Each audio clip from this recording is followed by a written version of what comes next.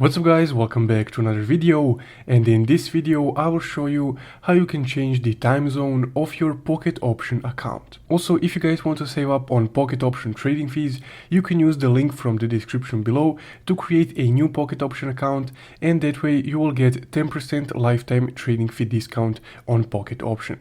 And now let's continue. So first off, to change your time zone on your Pocket Option account, you will need to log in into your account. Now, once you're logged in, go over to the upper right corner and click on your profile icon right here. From here, choose the settings option right here.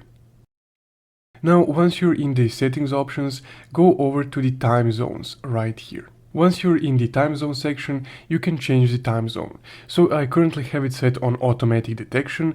Now to change the time zone, you would need to turn this off, and then you can freely change the time zone to whichever time zone you're currently in. Now this is really helpful if you're traveling. And once you change the time zone, it will remain changed, so you can just click X right here. So that's guys how you can change the time zone of your Pocket Option account. Now again, if you want to save up on trading fees, you can use the link below to create a new Pocket Option account. So if you found this video helpful, don't forget to leave a like and subscribe. Thank you for watching.